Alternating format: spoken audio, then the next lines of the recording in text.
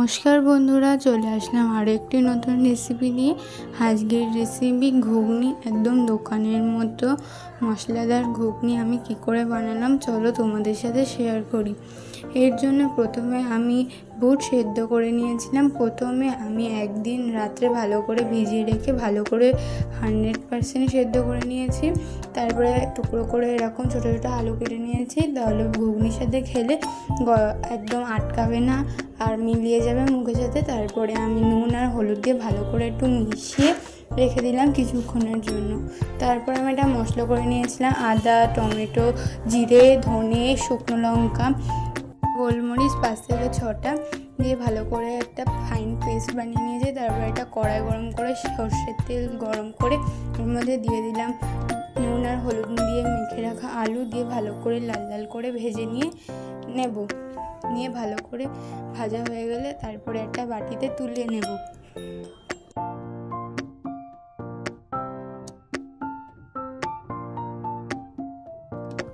আলু তুলে নেওয়া হয়ে গেছে। তারপরে ওই একই কড়াইতে দিয়ে দেব কিছু জিরে, তেজপাতা আর শুকনো লঙ্কা দিয়ে ভালো করে একটা গন্ধ বেরোনো অবধি আমি নাড়িয়ে চাড়িয়ে নেব। নিয়ে এর মধ্যে দিয়ে দিলাম সেই করে রাখা ফাইন পেস্টটা দিয়ে ভালো করে একটু কষিয়ে নেব।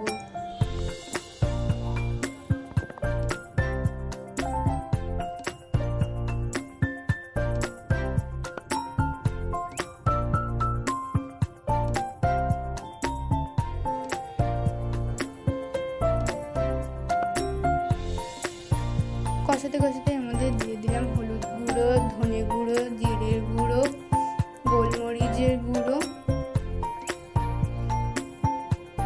আর দিয়ে দিলাম রেড চিলি পাউডার, কাশ্মীরি যেটা রং হয়। আর রেড চিলি দিলে কিন্তু দেখতেও ভালো লাগে।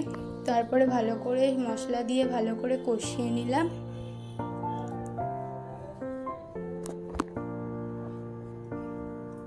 কষানো হয়ে গেছে। সেই মিক্সিং জারে পেস্ট করে রাখা ধুয়ে একটু জল আমি এর মধ্যে দিয়ে দিলাম, দিয়ে আরেকটু ভালো করে কষিয়ে নিলাম।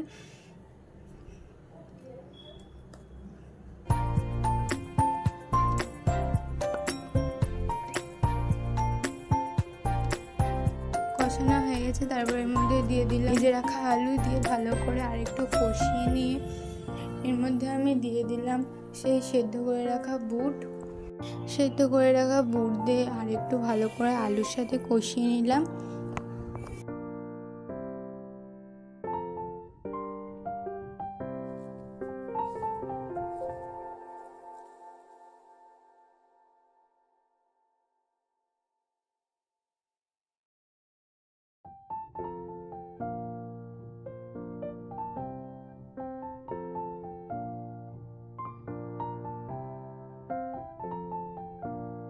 কষানো হয়ে গেছে। তারপরে এর মধ্যে দিয়ে দিলাম পরিমাণ মতো জল।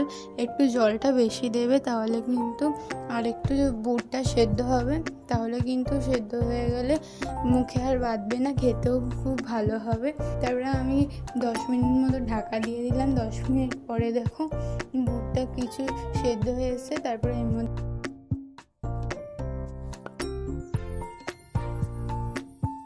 আমি দিয়ে দিলাম স্বাদ অনুযায়ী লবণ আর 2টো কাঁচা লঙ্কা।